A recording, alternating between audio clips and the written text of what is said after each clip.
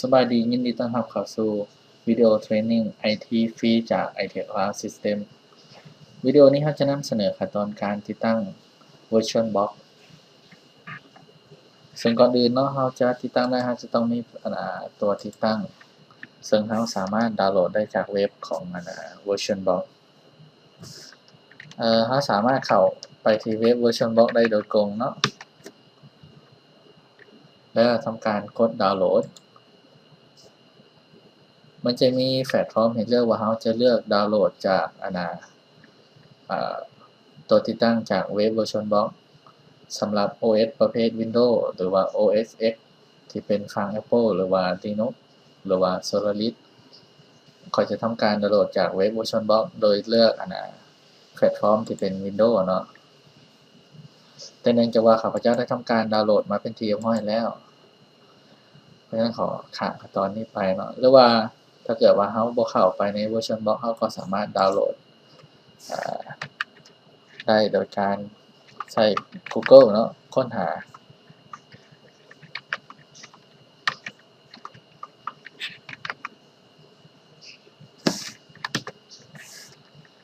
ดาวน์โหลด VirtualBox เนาะก็จะเป็น URL เดียวกันเนาะก็จะมาเข้าห้องหน้านี้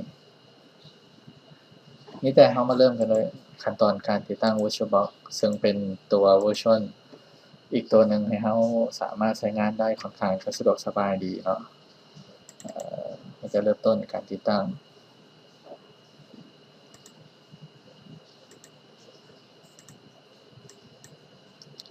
สำหรับ VirtualBox แม่นสามารถติดตั้งลงในเครื่องที่มี Virtual Server ฝั่งของ VMware ได้เนาะแต่ว่าถ้าแม่นถ้าเครื่องใดก็ตามที่มี VMware แล้วจะบ่สามารถติดตั้ง Hyper-V ได้หรือว่า Virtual Server ฝั่งของ Microsoft ได้เนาะ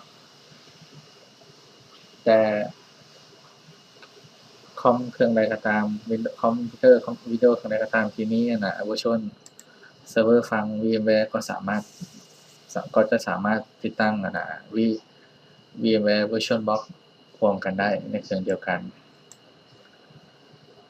เมื่อเรามีขั้นตอนการติดตั้ง VirtualBox ถือว่าสำเร็จเป็นที่เรียบร้อยเนาะเราสามารถ New Machine ได้โดยการกด New และตั้งชื่อเครื่องข้าพเจ้าขอตั้งชื่อเครื่องเป็นสมมุติว่าจะติดตั้งเซิร์ฟเวอร์ 2016 เลือก Windows แล้วก็เลือก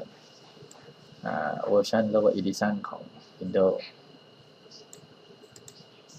กด Next เลือกขนาดของ RAM เนาะเลือก2 GB ไปก่อน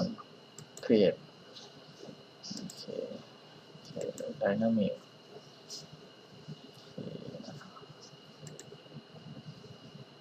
ค่อยจะสร้าง Hard Disk ไว้อยู่ที่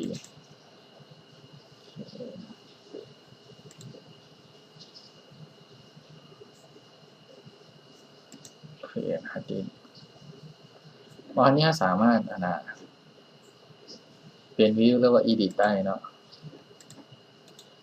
โดยการคลิกขวาเราสามารถเปลี่ยนมุมมองได้โดยการกด View Detail